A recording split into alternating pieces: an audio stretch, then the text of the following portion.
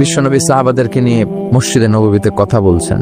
In the mean time এক বেদুইন, মানে আরবি লোক, সভ্যতার ছিটে ফোটা সে দেখে নাই, বেদুইন লোক ওট নিয়ে মসজিদে নববীর দরজা খুললা মসজিদের ভিতরে ওট লয়ে ঢুকছে। এরপর মসজিদে নবীর পিলারে ওট বেঁধে মসজিদে নবীর মাঝখানে পেশাব করতে বসছে। ওমরে ফারুক এরকম করতেছে, দাঁড়া, তোর পেশাব করার দেখাইতেছি আজকে। অন্যান্য সাহাবারাও রেগে গেলেন, ওকে মারবেন, চারদিক দিয়ে ঘেরাও দিচ্ছে। বিশ্বনবী সবাই ডেকে আনলে, এই এদিকে আসো, ওর কাম সারতে দাও, আগে ওর কাজ সারতে দাও। কারণ কত বড় ফিলোসোফার ছিলেন আমার নবী। পেশাব পায়খানার মাঝখানে কাউরে ধমক দিল, ওর পেশাব যদি আটকে যায় ওর এত বড় রোগ হবে, এটা অপারেশন ছাড়া বাঁচানো যাবে না। এজন্য টয়লেটে কেউ ঢুকলে আপনি দরজায় জোরে আঘাত করবেন না, চিৎকার করে ডাকবেন না, আগে তার ইউরিনটা পাস করতে দেন, তার ওয়াশরুম ক্লিয়ার করতে দেন। কি করবেন? কাশি দিবেন। আপনারও টয়লেটে যাওয়া দরকার, কিন্তু বাইরে হয় না, ভিতর থেকে। কি করবেন? এরকম কাশি দিবেন, অথবা পায়চারা করেন, সহনীয় আওয়াজ করেন, যাতে সে বুঝে someone is waiting outside, he is in danger, he is in danger. যে কোনো সময় কাম সারা দিতে পারে, তো তাকেও সুযোগ করে দেন। কিন্তু ওয়াশরুম সারার সময় জোরে কাউকে ডাকা যায় না। বিশ্বনবী এটাই করলেন, বললেন, এই ডেকো না, এদিকে আসো, কাজ সারতে দাও। তিনি বেদুইনকে ইচ্ছে মতো পেশাব করতে দিলেন। পেশাব শেষে বিশ্বনবী বললেন, এবার পেশাবের উপর সিজলাম মিন মা, এক বালতি পানি ঢেলে দাও। পানি ঢেলে দিলেন। বেচারা মনের আনন্দে পেশাব করে বেরিয়ে যাইতেছে। বিশ্বনবী ডাক দিলেন, ইয়া আরাবি, দাঁড়াও। দাঁড়ালো। সে বলল, তুমি যেখানে পেশাব করছো এই জায়গাটা কি জানো? কয়, না, জানি না। কয়, এটা আমাদের ইবাদতগাহ, এখানে আমরা আমাদের রবরে ডাকি, আমাদের স্রষ্টার জিকির চলে এখানে, তুমি এই জায়গায় পেশাব করেছো। সে তো অবাক, কিরে, আমি এদের ইবাদতগাতে পেশাব করছি আর আমার সাথে এরকম মিষ্টি আলাপ? আমরা তো এরকম কেউ করলে ওর 12টা বাজায় দিতাম। বিশ্বনবী বললেন, এই কাজটা তোমার ঠিক হয়নি, এটা আমাদের পবিত্র জায়গা। বিশ্বনবীর এই সুন্দর আচরণ দেখে সে বলে, আপনি কে?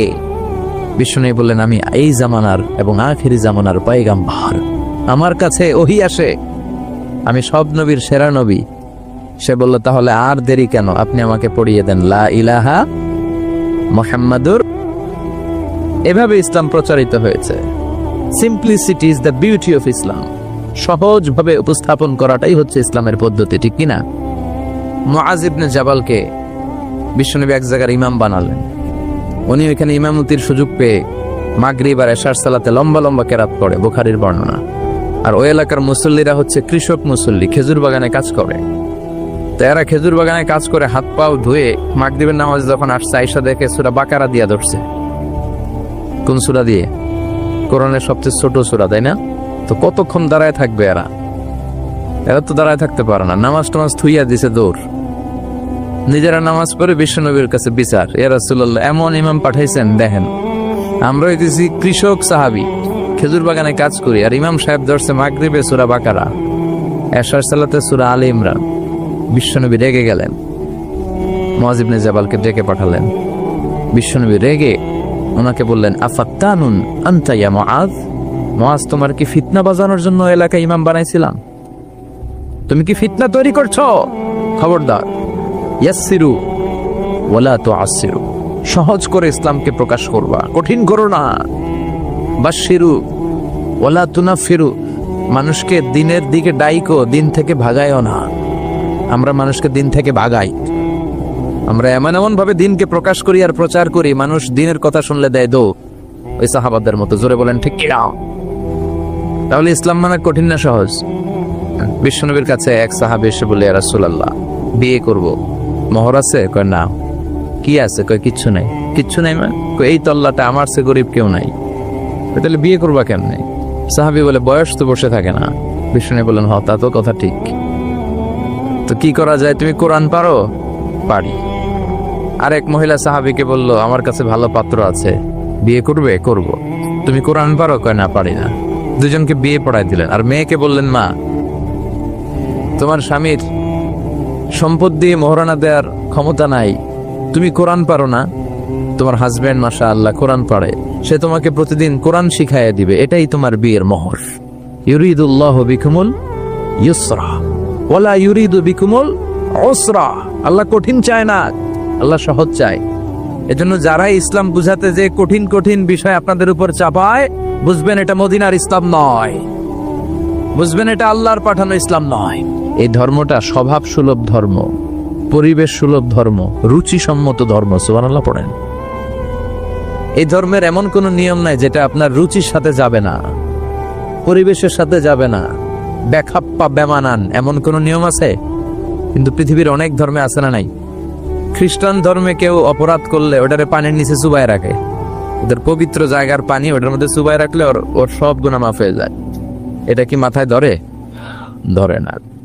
হিন্দু ধর্মে, হিন্দু ভাইদেরকে আমি কষ্ট দেওয়ার জন্য বলছি না, বুঝানোর জন্য। প্রক্রিয়াটা একটা প্রথা ছিল, সতী দাহ প্রথা হিন্দু ধর্মের।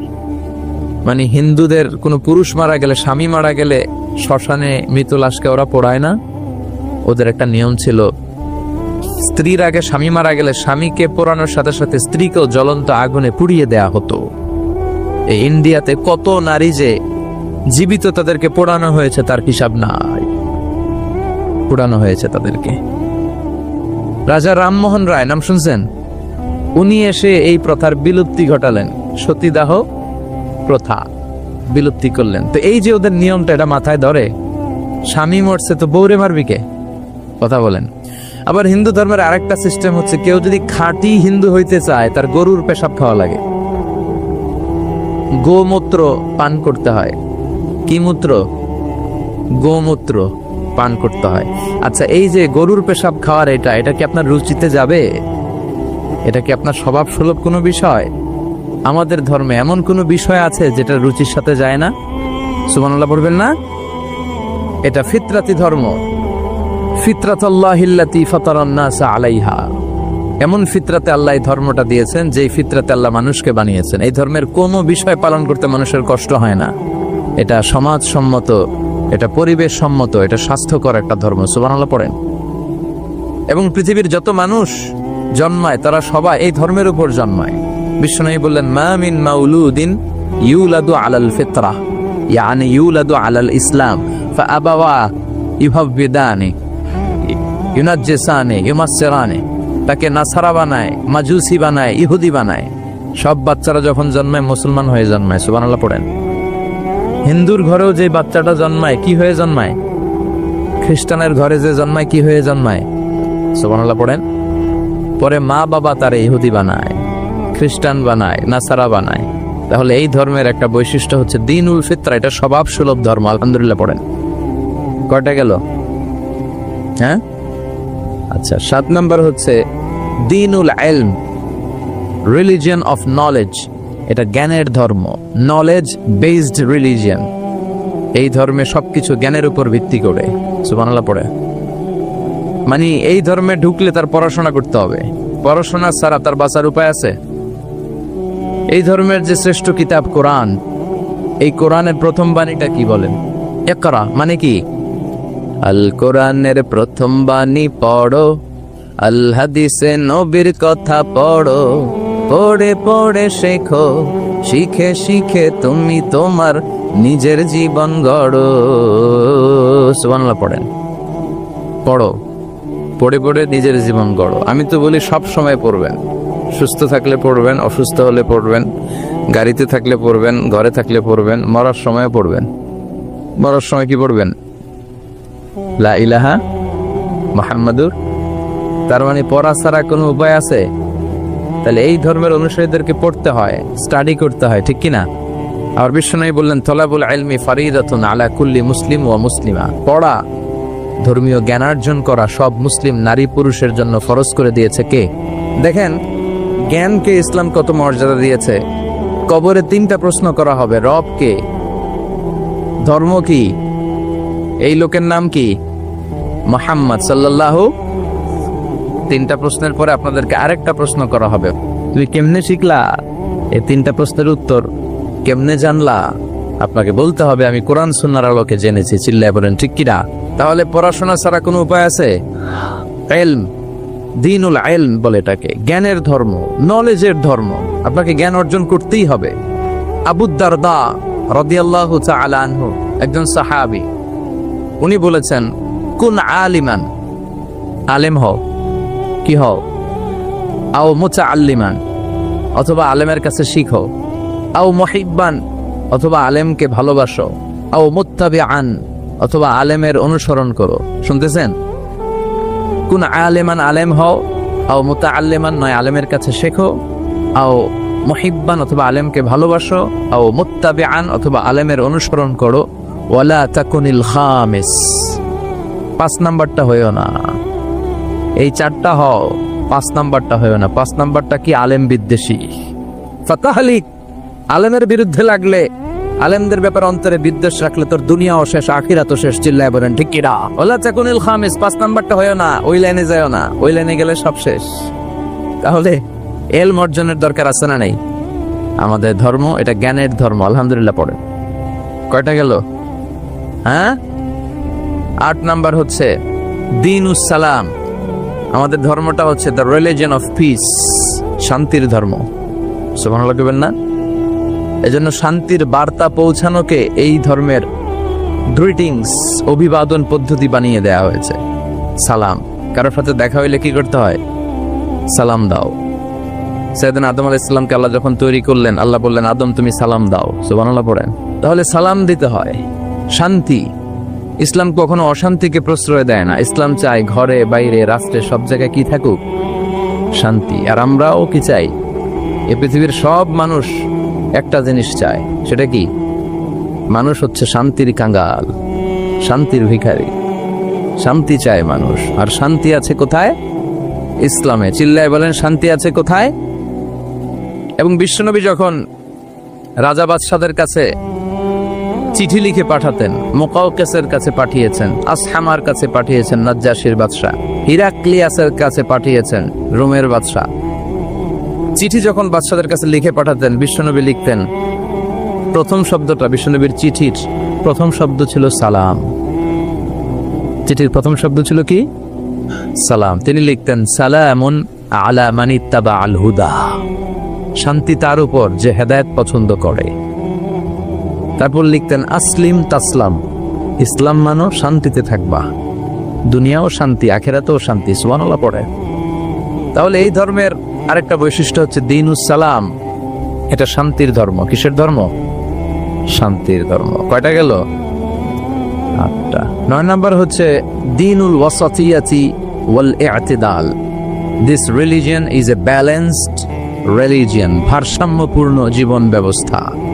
ওয়াকাযালিকা জাআলনাকুম উম্মাতান ওয়াসাতা লিতাকুনু শুহাদা আলান নাস। আর অনুরূপভাবে আমি এই ধর্মকে, তোমাদেরকে ব্যালেন্সড, ভারসাম্যপূর্ণ করে তৈরি করেছি। বাড়াবাড়িও নাই, সারাসারিও নাই। সুবহানাল্লাহ কোন?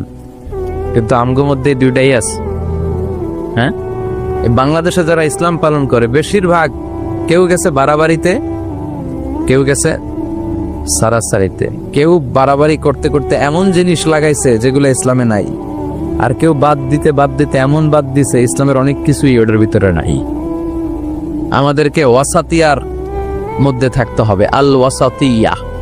সবাই আমার সাথে সাথে বলেন আল ওয়াসাতিয়া। আবার বলেন আল ওয়াসাতিয়া। এর মানে হচ্ছে মধ্যম পন্থা।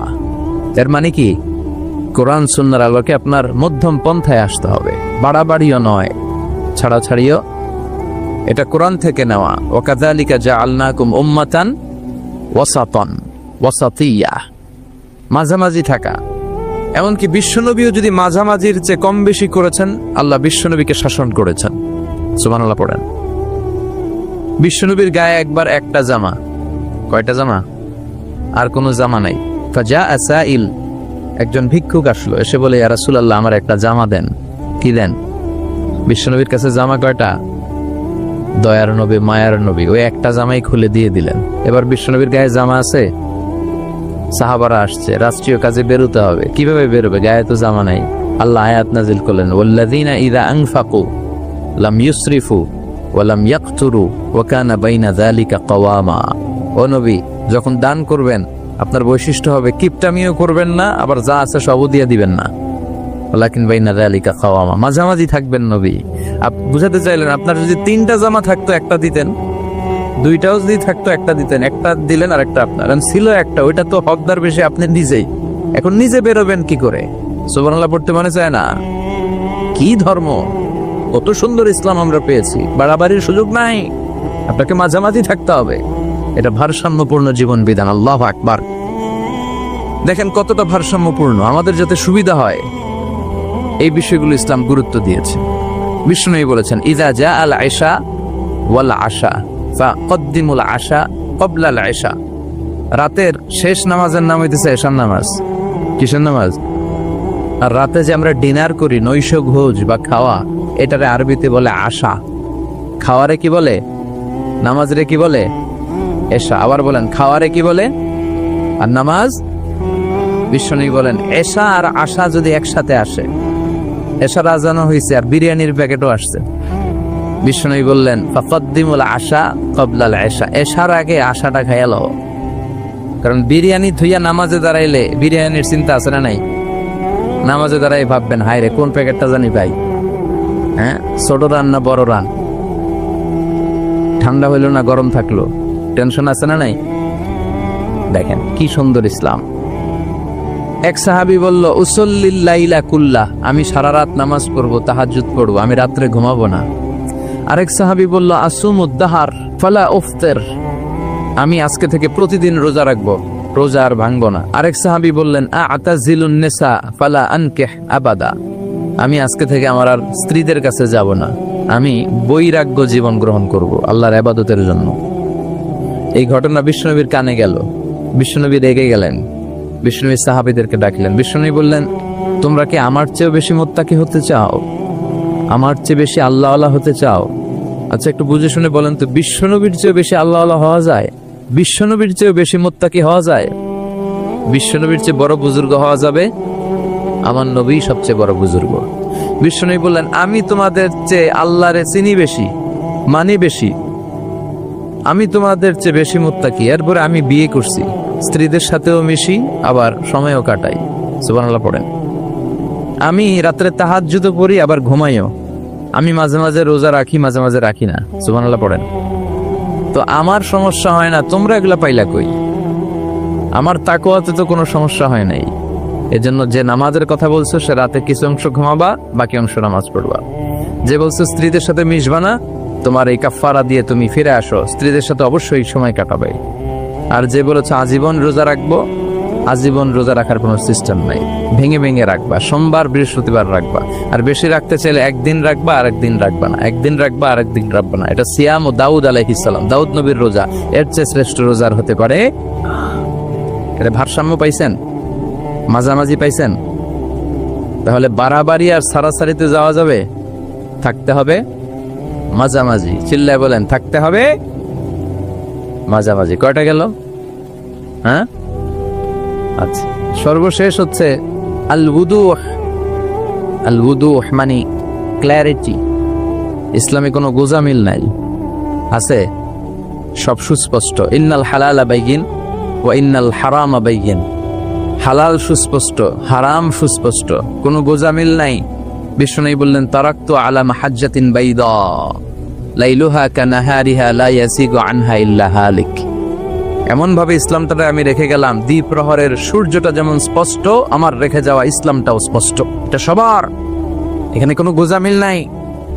এই কিতাবটা সবার, সবাই পড়তে পারবে। অনেকে বলে এটা আলেমদের কিতাব, কথা কন, এটা আলেমরা পড়বে, আমরা পড়ুম কেন? আছে না? বলে না, বলে না? অনেকে বলে এটা হুজুররা পড়বে, আমরা পড়ুম কেন? এটা ধরা যাবে না, এটা ধরা যাবে না। এটা ধরেন না দেখি তো বিপদে আছেন। এটা যেদিন ধরবেন সব সলিউশন পেয়ে যাবেন। চিল্লায় বলেন ঠিক কিনা? সমাধান চাও যদি জীবনে, মরণে ফিরে যাও, খুঁজে নাও চোখ রাখো কোরআনে। ঠিক কিনা? চোখ রাখবেন কোথায়? হিন্দু ধর্মের একটা পদ্ধতি হচ্ছে, একটা জাত আছে ব্রাহ্মণ, কি নাম? এই ব্রাহ্মণরাই শুধু বেদ, রামায়ণ, মহাভারত, ওদের এই ঐতিহাসিক ধর্মগ্রন্থগুলো ধরতে পারবে। আর নিম্ন জাতের যে হিন্দু, এরা বেদ ধরতে পারবে না, এরা রামায়ণ ধরতে পারবে না, মহাভারত ধরতে পারবে না। ধরতে পারবে আর পড়তে পারবে শুধু ব্রাহ্মণের। আর ব্রাহ্মণরা যা বুঝাবে গোজামিল দিয়ে, ওইটাই রাইট। এটার উপরে কোনো কথা? আমাদের ইসলামে গোজামিল আছে? সবাই পড়তে পারবে, সবাই জানতে পারবে, আর সবার জন্য পড়া জানা এই ক্ল্যারিটিকে আবশ্যক করে দিয়েছে কে? এত সুন্দর ইসলাম পেয়ে আমরা খুশি না বেজার? এবছর আমি যখন হজে গিয়েছিলাম, ওয়ামির ইনভাইটেশনে, world assembly of Muslim youth, এরা যুবকদের নিয়ে অনেক কাজ করে। তো তাদের গেস্ট হিসেবে আমি ছিলাম আর ডক্টর আবুল কালাম আজাদ বাশার, এই তো আপনাদের 14 গ্রামের কৃতি সন্তান, চিনেন না? এই বাশার ভাই আর আমি ওয়ামের গেস্ট হয়ে এবার হজ পালন করেছি। তো যেদিন ফরজ তাওয়াফ করতে হয় ওদিন অনেক ভিড়, মানে 20 লক্ষেরও বেশি লোক আমরা হজ করেছি। তো ওই দিনই এই ফরজ তাওয়াফটা করতে হয়, অন্যান্য কাজ আগে পরে করা যায় কিছু এদিক সেদিক, কিন্তু ফরজ তাওয়াফ ওই দিন। কিছু কিছু স্কলারের মধ্যে পরে 11-12তেও করা যায়, বেশি সওয়াব হচ্ছে ওই দিন করা, আল্লাহ রাসূল ওই দিন করেছেন। তো ওই দিন প্রচন্ড ভিড় হয়। আমরা প্রথম তলা, দ্বিতীয় তলা, তৃতীয় তলায় জায়গা পেলাম, তৃতীয় তলার ছাদে। মাগরিবের আগে দিলাম 3 চক্কর তাওয়াফ, এশার সালাত হলো, এরপরে দিলাম বাকি 4 চক্কর, শেষ। এবার আমাদের এলাকায় ফেরার পালা। শুরুতে ছিলাম একেবারে কাছে, কিন্তু ফেরার আগে দিয়ে আমাদেরকে আজিজিয়াতে রাখা হয়েছে। তো ট্যাক্সি পাওয়া যায় না, এত ভিড়। যতটুকু ডিস্টেন্স, এটার ভাড়া হওয়া উচিত সর্বোচ্চ 15 থেকে 20 রিয়াল, কিন্তু 200 রিয়ালেও পাওয়া যায় না। তো আমরা 200 রিয়াল কেন, 300 রিয়াল দিয়েও যাব, কিন্তু ট্যাক্সি তো লাগবে। এখন ট্যাক্সিওয়ালারা বেশিরভাগ ওখানে ইয়ামান দেশের, বাংলাদেশেও কিছু আছে। তো ইয়ামানিরা তো যাবেই না, আরাবিয়ানদের সাথে যাবে, ওরা 10 টাকার জায়গায় 2000 রিয়াল দিয়ে দিবে। তো বাঙালিও 2-1 যারা, এরাও রাজি হচ্ছেন, আমাদেরকে চিনতেছেন না আর কি। তো হঠাৎ এক ট্যাক্সিওয়ালাকে বললাম, ভাই যাবেন? সে বলতেছে ওঠেন। তাই বললাম কই যাবেন জিজ্ঞেস করবো না? না, জিজ্ঞেস করা লাগবে না। ভাড়া কত? কই এটাও দরকার নেই, আপনারা ওঠেন। মনে মনে ভাবলাম কি রে, কোনো ভেজালে পড়বো নাকি? তো পরে আল্লাহর নাম নিয়ে উঠলাম। তো শুরুতে আরবি শুরু করছিল, পরে বাংলায় বলে আমার বাড়ি 14 গ্রাম। আমি বাসার সাহেবরেও চিনি, আজারি ভাইরেও চিনি। তা আমি বললাম কি নাম ভাই আপনার? কয় ইদু মিয়া। কি মিয়া? আমি বললাম এটা আবার কি নাম, এর মানে কি? বলে হুজুর ঈদের দিনে আমার জন্ম হয়েছিল, এজন্য আব্বর করে নাম রাখছে ইদু মিয়া।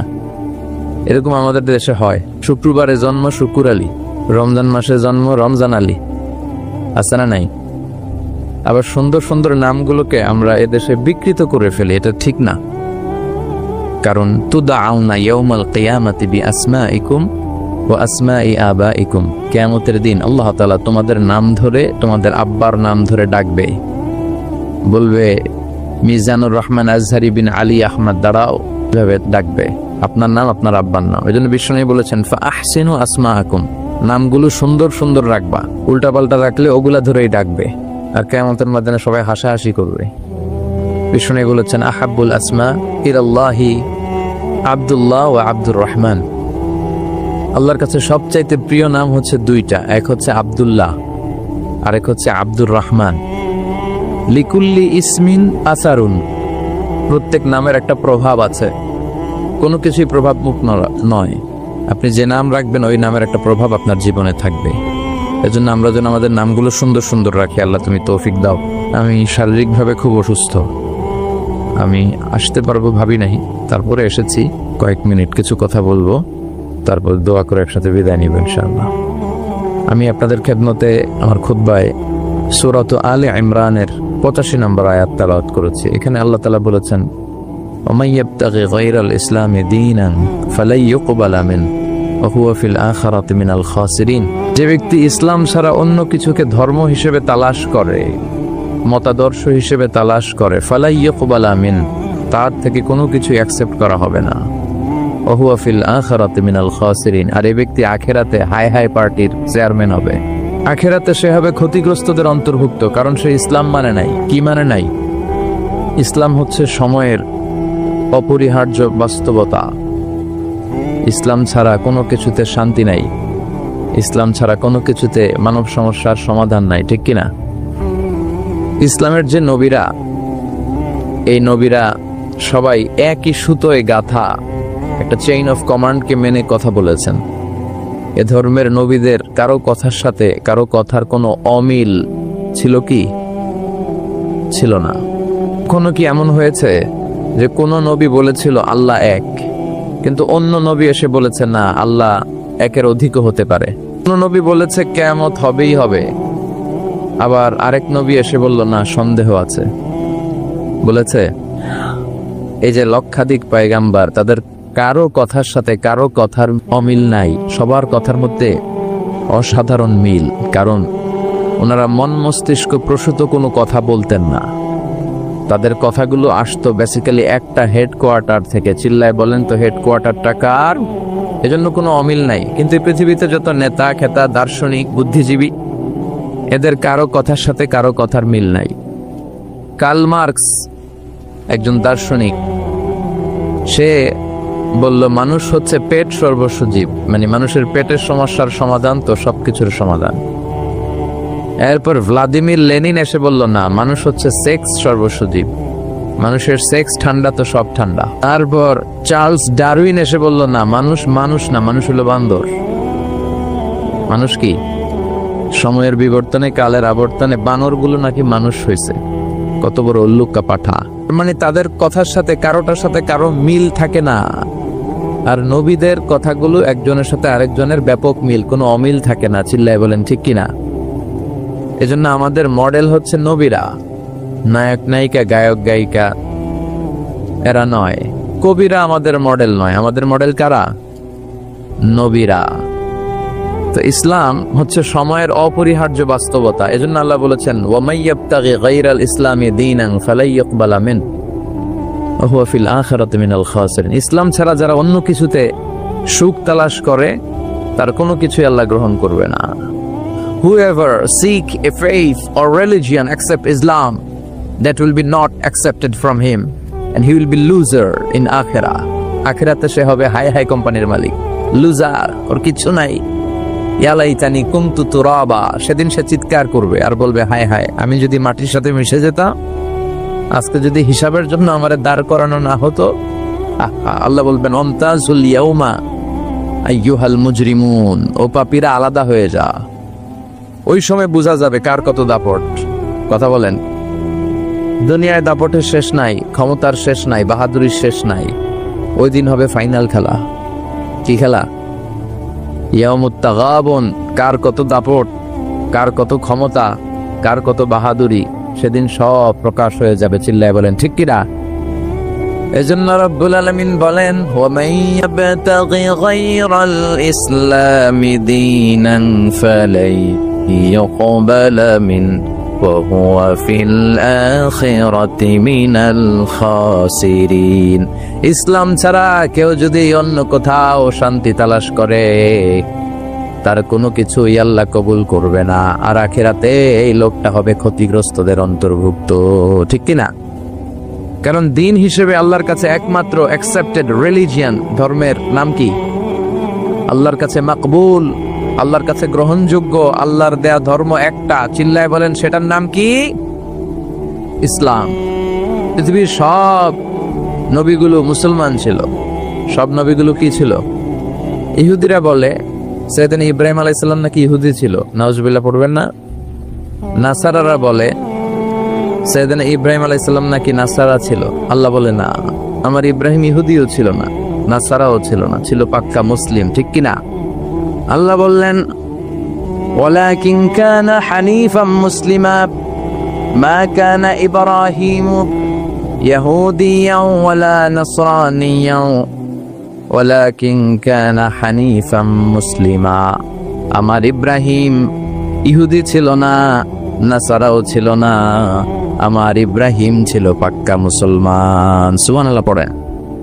এটা প্রমাণ করে পৃথিবীর সব নবীরা মুসলিম ছিলেন। আবার সাইয়েদনা ইউসুফ আলাইহিস সালাম আল্লাহর কাছে দোয়া করতেন, তাওয়াফানি মুসলিমান ওয়া আলহিকনি বিসসালিহিন। আল্লাহ, তুমি মুসলমানদের সাথে আমার মৃত্যু দিও, মুসলিম অবস্থায় মৃত্যু দিও, আর নেককার সৎ কর্মশীল বান্দাদের সাথে তুমি আমার হাসর নসিব করে দিও। পড়েন আমিন।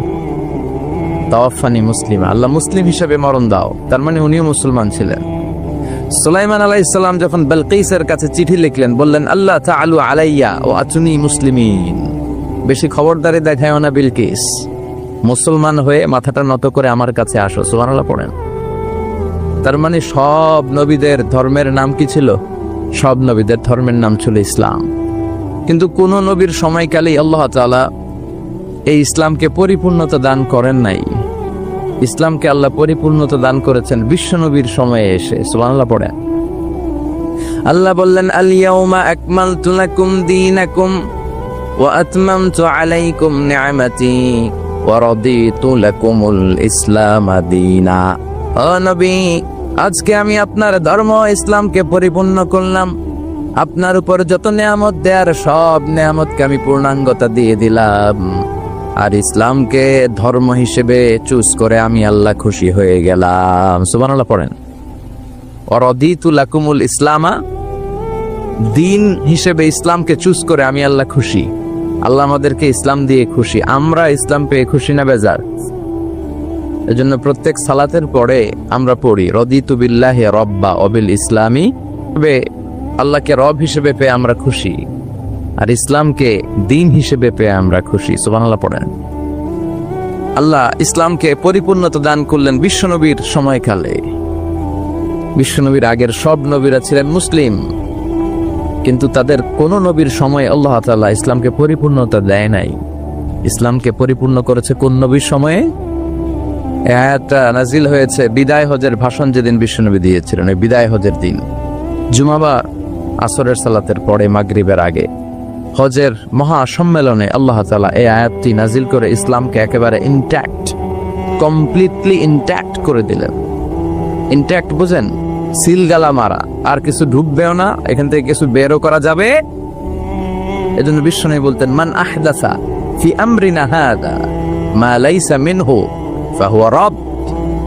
আমার এই ধর্মে, ইসলামের ভেতরে যে নতুন করে কিছু ঢুকাইলো যেটা ইসলামের অন্তর্ভুক্ত নয়, এটা রাদ, ইয়ানি মারদুদ, প্রত্যাখ্যাত। এটার সাথে ইসলামের কোনো সম্পর্ক নাই। চিল্লায় বলেন ঠিক কিনা? এখন ইসলামের ভিতরে নতুন নতুন সংযোজন আছে না নাই, যেটা ইসলামের সাথে সম্পৃক্ততা নাই, এটার আমরা ইসলাম বানাই ফেলছি। নতুন সিস্টেমে অনেক কিছু ইসলামের মধ্যে এই দেশেও আছে না নাই। আল্লাহ এগুলো থেকে তুমি আমাদেরকে বাঁচাও। তো এই জন্য ইসলাম হচ্ছে সময়ের অপরিহার্য বাস্তবতা। ইসলাম হচ্ছে মানব জীবনের সলিউশন। আর ইসলামের বিজয় অবশ্যম্ভাবী। ইসলামের আওয়াজকে, ইসলামের বিজয়কে, ইসলামের গতিকে কেউ ঠেকাতে পারবে না। চিল্লায় বলেন ঠিক কিনা? এখন কেন আমরা ইসলামকে মানব? কি আছে এই ইসলামের ভেতরে জানার দরকার আছে না নাই?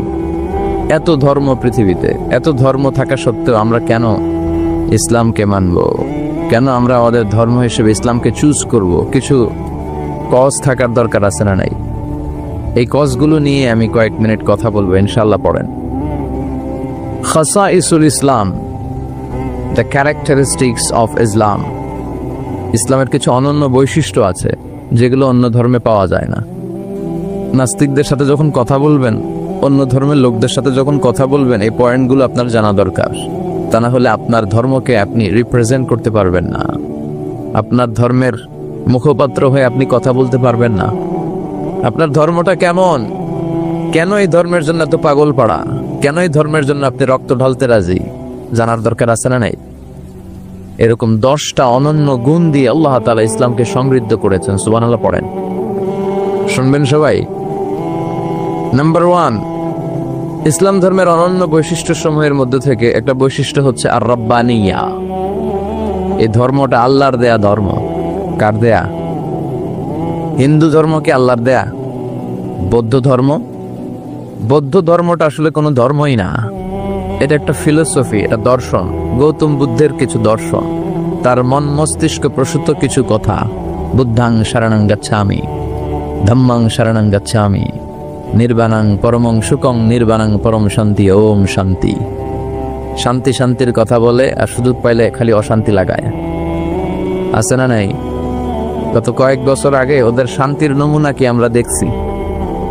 আরাকানে কথা বলেন, নিজের দেশের জনগণরে নিজ ভূখণ্ডে থাকতে দেয় না। আমাদের মতো এরকম একটা গরিব দেশের ভেতরে 10 লক্ষ আরাকানের মুসলমানদেরকে ভিটে মাটি ছাড়া করে ওরা বাংলাদেশে ঢুকাই দিছে। গোটা বিশ্বে জুলুম অত্যাচারের এরকম নমুনা আর কোন ধর্মের লোকরা দেখাতে পারে নাই। জোরে কোন ঠিক কিনা? আলা মিন মুস্তাগফিরিন আগফির আলা। কার ক্ষমা দরকার? ক্ষমা চাও, ক্ষমা করে দেব। আমাদের তো ক্ষমা টমার দরকার নাই। আমরা সবাই নিষ্পাপ, নাকি গুনাহগার, নাকি পাপী? শুধু পাপী না পাপীর ঘরের পাপী? কেউ না জানুক, আমার পাপের খবর রাখে একজন, তিনি কে? পৃথিবী জানে না, জানে কে? দরজা বন্ধ করে, লাইট অফ করে একা একা পাপ করছি। পুলিশ দেখে নাই, র্যাব দেখে নাই, বন্ধু বান্ধব দেখে নাই, পরিবারের কেউ দেখে নাই। দেখলো কে? সবার চোখ ফাঁকি দেয়া গেলেও ফাঁকি দেয়া যায় না একজনের চোখ। চোখটা কার? তার চোখকে কখনো ফাঁকি দেয়া যায় না। এজন্য আমরা সবাই পাপী। শুধু পাপী না, পাপীর ঘরের পাপী। 14 গোষ্ঠী আমাদের পাপী, তাই না? এই জন্য আমাদের ক্ষমা চাওয়া উচিত খুব বেশি বেশি আল্লাহ তাআলার কাছে। আমরা সবাই পাপী। শেষ রাতে আল্লাহ ডাকে, কার পাপ আছে বলো, ক্ষমা চাও, ক্ষমা করে দেব। কে অন্যায় করেছো বলো, ক্ষমা চাও, ক্ষমা করে দেব। চোখের পানি ছেড়ে যদি ক্ষমা চাই, মাফ করে দেয় কে? চোখের পানির এত মর্যাদা, আল্লাহ এটারে বড্ড পছন্দ করে। 2 ফোঁটা পানি আল্লাহর কাছে সবচেয়ে প্রিয়। কয় ফোঁটা? আজকে এই মেসেজটা নিয়ে যেতে হবে ঘরে। 2 ফোঁটা পানি রবের দরবারে খুব প্রিয়। আওয়াজ করে বলতে হবে, কয় ফোঁটা? এক হলো জেহাদের ময়দানে শহীদের গা থেকে বেয়ে পড়া রক্তের ফোঁটা। আমরা শহীদ হতে চাই কি চাই না? শাহাদাতের তামান্না যদি কারো অন্তরে না থাকে, এটা কি মুমিন না মুনাফিক? আর শাহাদাতের তামান্না নিয়ে কেউ যদি বিছানায় পড়েও মারা যায়, শহীদদের কাতারে তারে উঠায় দিবে কে? প্রথম হচ্ছে জিহাদের ময়দানে শহীদের গা থেকে দাঁড় করে ঝরে পড়া রক্তের ফোঁটা, একটা গেল। 2 নাম্বার হচ্ছে অনুতপ্ত বান্দার চোখের পানির ফোঁটা। বান্দা যখন অনুতপ্ত হয়, তার ভুল বুঝতে পারে, অন্যায়কে উপলব্ধি করতে পারে, তখন সে জানামাজ বিছিয়ে রবের দরবারে হাজিরা দেয়, সিজদায় লুটিয়ে পড়ে কান্না শুরু করে দেয়। এই চোখের পানির এত পাওয়ার। এই চোখের পানি অনুতপ্ত বান্দার চোখ বেয়ে, নাকের ডগা বেয়ে মাটিতে পড়ার আগেই আল্লাহ বান্দার জীবনের সব গুনাহ মাফ করে দেয়। এজন্য চোখের পানি বেশি বেশি ফেলার দরকার আছে না নাই? আমাদের হৃদয়টা অনেকের বড় শক্ত, চোখ দিয়ে পানি নামে না। সেই কবে যে সর্বশেষ কান্না করেছিলাম মনেই নাই, এরকম অনেকে আছে না নাই? সেই কবে যে কাঁদছিলাম মনে নাই হুজুর, কান্নাই তো আসে না। বড্ড পাষাণ হৃদয় আমাদের। এজন্য আল্লাহর কাছে চাইতে জানতে হয়। চাওয়াটা একটা শিল্প, দোয়া করাটা একটা শিল্প। এটাকে শিখতে হয়, এটাকে আয়ত্তে আনতে হয়, এটাকে বশে আনতে হয়। এটার সাথে আবেগ, ভালোবাসার উচ্ছ্বাস যুক্ত করতে হয়, চোখের পানির ছোঁয়া লাগাতে হয়, তাহলে এটা আরশের মধ্যে যে নক করে। আর হুজুর দোয়া করতেছে, অন্যদিকে তাকায় আছে, এরকম আসরা নাই, তো এই দোয়ায় কোনো লাভ হবে না। সিনসিয়ারিটি, সিনসিয়ার দোয়া ইজ লাইক মিজাইল, আর দোয়া ও সিলাহুল মুমিন। দোয়া হচ্ছে মুমিনের অস্ত্র, ট্যাঙ্ক, মিজাইল। এগুলো আমাদের অস্ত্র না, আমাদের আসল অস্ত্র আমাদের দোয়া। বুঝে নাই বোধহয়?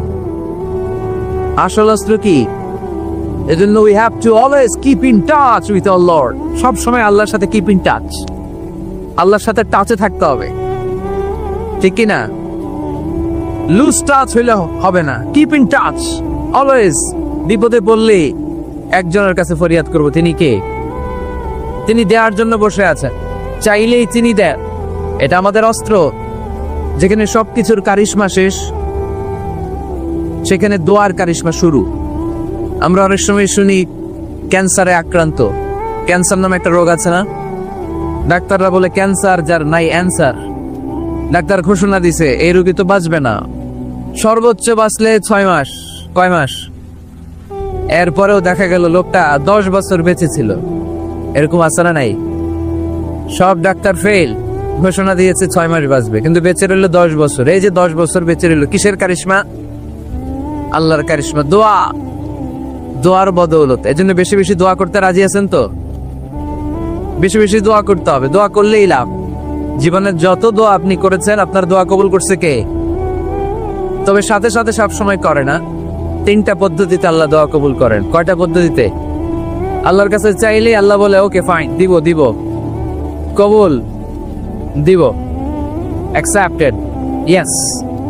দিব না, রিজেক্টেড, নো। এগুলো আল্লাহ কখনো বলে? আল্লাহ সবসময় বলে ইয়েস, অ্যাকসেপ্টেড, দেব। তবে 3 ভাবে দেয়। কয় ভাবে? আপনি দোয়া করলেন, চাইলেন। প্রথম পদ্ধতি, চাওয়ার সাথে সাথে আল্লাহ দোয়া কবুল করে নেয় আর দিয়ে দেয়, পেয়ে আপনি খুশি হয়ে যান, আলহামদুলিল্লাহ পড়েন। দ্বিতীয় পদ্ধতি, আপনি আল্লাহর কাছে চাইলেন, আর অল্প কয়েক মিনিট কথা, আর অল্প কয়েক মিনিট, বসো না, এরকম করো না, আওয়াজ করো না। বেশিরভাগ ইয়াং ছেলেপেলে আসছে, 15 থেকে 25 বছর, এগুলার, ঠিক কিনা? আগে খেলতো ক্রিকেট, এখন চলে আসে কোরআনের ময়দানে। খুশি না বেজার? তাই এই জন্য আমি সম্বোধন করে তুমি বলে, আমি এদেরকে কি বলি? আমি বলি যে এই বসো বসো। তো একজন আমার আবার চিঠি লেখছে, হুজুর আপনি যে বসো বসো বলেন, অনেক মুরব্বীও তো আছে। আমি বলি ভাই, আমার মাহফিলে মুরব্বীরা কম, ইয়াংরা বেশি, ঠিক কিনা? আর যখন মুরব্বী বাজানদেরকে উদ্দেশ্য করে বলি, তখন বলি বসেন, কিন্তু আমি যখন বলি বসেন, ছেলেরা আবার বলে বসেন বসেন। বেজাল আছে না নাই? তো এই জন্য বসো বললেও ঝামেলা, বসেন বললেও। হুজুর বিয়ে করলেও দোষ, হুজুর বিয়ে করে না এটাও দোষ, হুজুর দেখতে সুন্দর এটাও দোষ, হুজুর দেখতে বেশি স্মার্ট না এটাও দোষ, হুজুর খায় কম, খাইতে পারে না, দোষ, হুজুর খায় বেশি, এটাও। অনেকে বলে হুজুর আপনি বেশি ইংরেজি বলেন, এটা আপনার দোষ। আবার আমেরিকায় যারা থাকে তারা বলে হুজুর আরেকটু যদি ইংরেজি বাড়ায় বলতেন আমাদের ছেলেমেয়েরা বেশি বুঝতে পারতো, আপনি যে কম বলেন এটা আপনার দোষ। ভেজাল আছে না নাই? সব ভেজাল থেকে আল্লাহ তুমি এই জাতিকে নির্ভেজাল করে দাও। আর অল্প কয়েক মিনিট, ডিস্টার্ব করো না। তো আল্লাহ 3 ভাবে আমাদের দোয়া কবুল করে। পদ্ধতি নাম্বার 1, চাওয়া মাত্রই দিয়ে দেয়, বলে হ্যাঁ দিব, তো দিয়ে দেয়, আমরা খুশি। পদ্ধতি নাম্বার 2, আমরা যাই, আল্লাহ এটা দাও, আল্লাহ তখনও বলে ইয়েস দেব, কারণ না বলে ফিরিয়ে দিতে আল্লাহ জানেন, দেব, তবে সাথে সাথে দেন না, লেটার অন, দেরি করে। কখন দিলে আমার জন্য ভালো, এটা আমার চেয়েও ভালো জানে কে, দেরি করে দেয়। পদ্ধতি নাম্বার 3, আমি চাইলাম আল্লাহ এটা দাও, আল্লাহ বলে ইয়েস দেব, সাথে সাথে দেয় না, দেরি করেও দেয় না। এটা কিয়ামতের ময়দানের জন্য তিনি রেখে দেয়, যাতে ওই দিন বিপদের কালে এই দোয়ার বদৌলতে তিনি আমাদেরকে বাঁচিয়ে দিতে পারে। তাহলে যে এত এত দোয়া করি, লাভ আছে না নাই? হয় সাথে সাথেই কবুল, নয় কিছু সময় দেরি করে কবুল, তা না হলে আখেরাতের অ্যাকাউন্টে আমাদের জন্য ব্যালেন্সে রেখে দিয়েছে কে? এজন্য আজকের এই মাহফিল তখনই সার্থক হবে যখন আমরা এই সিদ্ধান্ত নিতে পারবো যে আমরা চাইবো একজনের কাছে, তিনি কে, এবং চাইবো চাওয়ার মতো। যেহেতু এটা একটা শিল্প, আর্ট, এটাকে আত্মস্থ করতে হয়। চাওয়ার মতো চাইলে এটা কখনো মিস হয় না। এজন্য আমরা মন প্রাণ উজাড় করে আল্লাহ তাআলার কাছে চাইবো, শুধু নিজের জন্যই চাইবো, আশেপাশে আর কারো জন্য চাইবো না। কেন ওনার জন্য চাবো কেন? আমার দামি চাবো, ওনারটা উনি চাবে, কথা কন। অনেকে বলে হুজুর আমি আরেকজনের জন্য দোয়া কইরা কি লাভ, ওনারটা উনি করবে, আমারটা আমি করি। এরকম একটা লজিক বা যুক্তি আছে না নাই? এটা ভুয়া যুক্তি, এটা কোনো গ্রাউন্ড নাই। কারণ আমার জন্য দোয়া করলে যেমনি লাভ, আরেকজনের জন্য করলেও লাভ। হাদিসে এসেছে কোন মুসলিম যদি ইয়াদউ লি আখিহিল মুসলিম বিযাহরিল গায়ব, তার কোনো ভাইয়ের জন্য যদি কেউ দোয়া করে, ওই দোয়াটা আগে আল্লাহ তার জন্য কবুল করে নেয়। কারণ সে দোয়া যাই করে, পাশ থেকে ফেরেশতারা বলে ওয়ালাকা বিমিসলিন, ওয়ালাকা বিমিসলিন, তোমার জন্য এটা কবুল করুক। যেমন আপনি দোয়া করলেন আল্লাহ আমার এই ভাইটা অসুস্থ, আল্লাহ আমি দোয়া করছি আল্লাহ আপনি তারে সুস্থ করে দেন। ফেরেশতারা বলে আল্লাহ ওয়ালাকা বিমিসলিন, যিনি দোয়া করছে তার যদি কোনো রোগ বালাই থাকে আগে তারে সুস্থ করে দেন। আমি দোয়া করলাম আল্লাহ আমার এই ভাইটা হজে যেতে পারে না, আল্লাহ তুমি তারে হজে যাওয়ার তৌফিক দান করো। ফেরেশতারা বলে ওয়ালাকা বিমিসলিন, মানে আল্লাহ যিনি দোয়া করতেছে আগে তার হজের ফ্লাইটটা কবুল করো। লাভ আছে না নাই? এজন্য নিজের জন্য দোয়া করলেও লাভ, পরের জন্য দোয়া করলেও লাভ। কোন সময়ে কি দোয়া করবেন কোরআনে আছে না নাই? আল্লাহর নবীরা এগুলো আমাদেরকে সব শিখিয়ে গিয়েছে। সাইয়েদনা আদম আলাইহিস সালাম ভুল করে গন্ধম খেয়ে ফেললেন, আল্লাহর কাছে কাঁদতে শুরু করলেন, শত শত বছর চোখের পানি ছেড়ে উনি কাঁদলেন। আর একটা দোয়া আমাদের জন্য রেখে গেলেন যে আমরাও আদম জাত, বানি আদম, আমরাও যদি ভুল করি আমরাও যেন এই দোয়াটা পড়ে কেঁদে কেঁদে আল্লাহর কাছে ক্ষমা চাইতে পারি, ঠিক কিনা? সাইয়েদনা আদম আলাইহিস সালাম ভুল করে ফেললেন, আল্লাহর কাছে চোখের পানি ছাড়লেন, অনুতপ্ত হলেন আর দোয়া করলেন, রব্বানা যালামনা আনফুসানা ওয়া ইল্লাম তাগফির লানা ওয়া তারহামনা লানাকুনান্না মিনাল খাসিরিন। আল্লাহ, ভুল করেছি, অপরাধ করেছি, অন্যায় করেছি, তুমি যদি মাফ না করো কেউ মাফ করার নাই, ঠিক কি না? এভাবে ভুল হয়ে গেলে ক্ষমার রাস্তা খোলা। অনেকে রাস্তা বন্ধ করে দেয়, ভয় দেখায়, হায় হায় তুই তো কাফের, তুই তো জাহান্নামী। এরকম আছে না নাই? বনি ইসরায়েলের যুগে এক আল্লাহর ওলি, তার পাশে থাকতো এক বেনামাজি। ঘর থেকে বেরোইলে বেনামাজিরে দেখলে বলতো এই জাহান্নামী। বিকেল বেলায় ঘরে আসার সময়, কিরে জাহান্নামী? আবার দেখা হইলে এই তুই তো জাহান্নামী, খালি ডাক দিত জাহান্নামী বলে। কিয়ামতের দিন আল্লাহর ওলিরে আল্লাহ ডাকবে, আল্লাহ ডেকে বলবে, এই তুমি যে এরা জাহান্নামী বলে ডাক দিছো, কে জাহান্নামে যাবে আর কে জান্নাতে যাবে এই ডিলারশিপ কি আমি দুনিয়ায় তোমারে দিছিলাম? তো তুমি ওরে জাহান্নামী কেন বললা? ও নামাজ পড়ে নাই, ও আমারে ডাকতে পারে নাই, কিন্তু তোর মতো বেয়াদবি করে নাই, চিল্লায় বলেন ঠিক কিনা? আজকে ওরে আমি জান্নাতে দেব, তোরে জাহান্নামে দেব। খবরদার, কাউরে জাহান্নামী বলার আগে 1000 বার ভেবে নেবেন। কে জান্নাতে কে জাহান্নামে কেউ জানে না, একজন ছাড়া, তিনি কে? সবাই যদি জান্নাতে যায়, জান্নাতে তো ঠেলাঠেলি হবে, আজকের মতো ঠেলাঠেলি হবে না? সর্বশেষ জাহান্নামের আগুনে 1000 বছর পুরে যে লোকটা জান্নাতে যাবে, তার জান্নাতের সাইজ হবে এই পৃথিবীর 10 গুণ।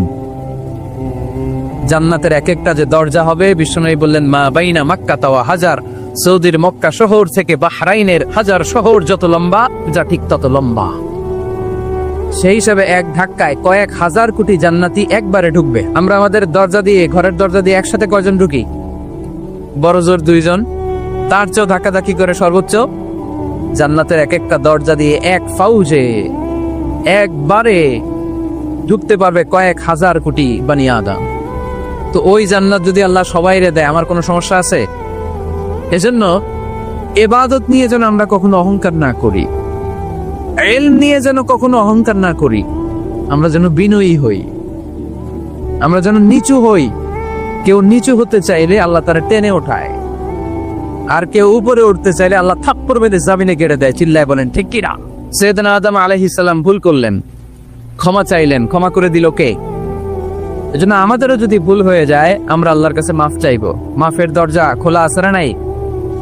আবার সাইয়েদনা ইব্রাহিম আলাইহিস সালাম দোয়া করলেন, রব্বি জাআলনি মুকিমাস সালাতি ওয়া মিন যুররিয়াতি রব্বানা ওয়া তাকাব্বাল দুআ। আল্লাহ আপনি আমার নামাজ কায়েমকারী বানান, আমার কলিজার টুকরা ইসমাইলকেও আমার সাথে নামাজ কায়েমকারী বানান, আমার দোয়াটা আপনি কবুল করে নেন। এরপরে কোনো বিপদে যদি পড়ে যাই, কোনো আপদ মুসিবতে যদি পড়ে যাই, কি দোয়া করতে হবে? সাইয়েদনা ইউনূস আলাইহিস সালামের ওই দোয়াটাও আল্লাহর কোরআনে আছে না নাই? লা ইলাহা ইল্লা আনতা সুবহানাকা ইন্নী কুনতু মিনাজ জালিমিন। সবাই পড়েন, লা ইলাহা ইল্লা আনতা সুবহানাকা ইন্নী কুনতু মিনাজ জালিমিন। লা ইলাহা ইল্লা আন্ত, আপনি ছাড়া কোনো ইলাহ নাই, সুবহানাক, আপনি পবিত্র, ইন্নী কুনতু মিনাজ জালিমিন, আল্লাহ আমি জুলুম করেছি, ভুল করেছি, অন্যায় করেছি, আপনি ছাড়া বাঁচানোর কেউ নাই, ঠিক কি না? আল্লাহ ছাড়া বাঁচানোর কেউ আছে? তরানোর কেউ আছে? আমি ছাড়া আল্লাহর আরো গোলাম আছে না নাই? আমি ছাড়া, আমি তো আল্লাহর বান্দা, আমি ছাড়া আল্লাহর আরো বান্দা আছে না নাই? তো আল্লাহ ছাড়া আমার দ্বিতীয় কোনো রব আছে? দোয়া এটা বলবেন, আল্লাহ আমি ছাড়া তোমার গোলামের অভাব নাই, আমি ছাড়া তোমার বান্দা বান্দির অভাব নাই, কিন্তু তুমি ছাড়া আমার কেউ না, তুমি ছাড়া আমারে ক্ষমা করার বাঁচানোর কেউ নাই। এজন্য বিপদে পড়লেই একটা নাম নিতে হয়, তিনি কে? লা ইলাহা ইল্লা আনতা সুবহানাকা ইন্নী কুনতু মিনাজ জালিমিন। এটা বিপদে পড়ার দোয়া, বিপদে পড়লে এই দোয়া পড়বেন। মুক্ত করবে কে? মাছের পেট থেকে সাইয়েদনা ইউনূস আলাইহিস সালামকে বাঁচালেন কে? আমাদের দেশে এটা শুধু ওই যে বজ্রপাত করলে করে, তাই না? কি কয়? ঠেড়া, ঠাড়া, ঠাটা, বজ্রপাত শুদ্ধ বাংলায়। যে বজ্রপাত করলে পড়ে, আসলে শুধু বজ্রপাতের সময়ই না, যে কোনো বিপদ দেখলেই কি পড়বেন? লা ইলাহা ইল্লা আনতা সুবহানাকা ইন্নী কুনতু মিনাজ জালিমিন। 71 সালে পাক হানাদার বাহিনী এদেশের মানুষদের উপর অনেক অত্যাচার করেছিল, বেশি করেছিল আমাদের হিন্দু ভাইদের উপর। মুসলমান হলে ছেড়ে দিত, হিন্দু হইলে গুলি মারত। এক মুসলমানদের রাস্তায় থামাইছে পাক হানাদার বাহিনী, আর জিজ্ঞেস করতো কালেমা বল, কালেমা বলতে পারলে ছেড়ে দিত। মাথার মধ্যে বন্দুক ঠেকায় একজনের বলে সালে কালেমা বাতা, মুসলিম আর হিন্দু, আমি মুসলমান, সালে কালেমা বাতা, তাহলে কালেমা বল। তো এই বেটায় ভয়ে পড়া আরম্ভ করছে, লা ইলাহা ইল্লা আনতা সুবহানাকা ইন্নী কুনতু মিনাজ জালিমিন।